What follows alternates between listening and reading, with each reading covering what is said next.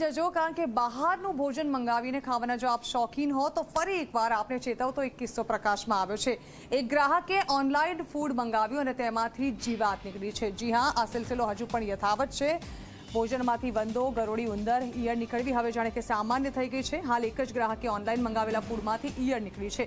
ખોખરાના નગરસેવકે ઝોમેટોમાંથી online food મંગાવ્યું હતું। કાંકરિયાની પુરોહિત રેસ્ટોરન્ટમાંથી મંગાવેલા આ ટિફિનમાં ઈયળ નીકળી।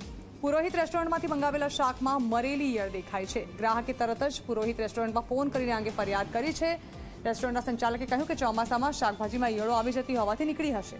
જોકે સવાલ એ થાય કે શું ચોમાસામાં ઈયળોવાળું શાક ખવડાવશે? શું હોટેલ અને રેસ્ટોરન્ટવાળા શાકભાજીને સાફ કર્યા વગર જ શાક બનાવે છે?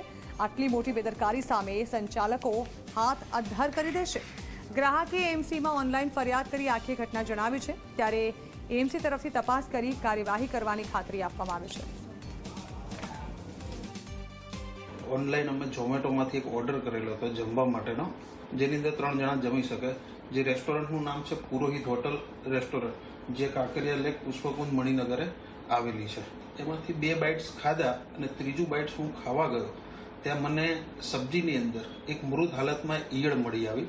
મારી સાથે આ જે બનાવ થયો એના પછી મને ઉબકા આવવા લાગ્યા। આના સંદર્ભે મેં અત્યારે તાત્કાલિકમાં પછી મેં મ્યુનિસિપાલિટી કોર્પોરેશનને પણ મેં જાણ કરી છે। ફૂડ ડિપાર્ટમેન્ટમાં જે હેલ્પલાઇન નંબર છે એમનો બી મેં કોન્ટેક્ટ કર્યો છે અને એના મેસેજ બી જસ્ટ આવ્યો છે। કોર્પોરેશનના જે ફૂડ ડિપાર્ટમેન્ટના જે બી લાગતા ઓળખતા જે બી સાહેબો છે અને એમને તો મારે એક જ રિક્વેસ્ટ કરવી છે કે આજે આપની ટીમ સાથે આપ પુરોહિતનું કિચન ચેક કરો એક વખત। ત્યાં જઈને તમે એકચ્યુઅલમાં શું ત્યાં થઈ રહ્યું છે એ પબ્લિકના બહાર જે રિયાલિટી છે પબ્લિક સુધી લાવો। નિયર અબાઉટ મેં 1:30 વાગ્યાની આસપાસ ઓર્ડર કરેલો હતો, જેની કિંમત 557 રૂપિયા હતી, જે મેં કેશમાં અહીંયાથી પેડ કરેલા છે 557 રૂપિયા।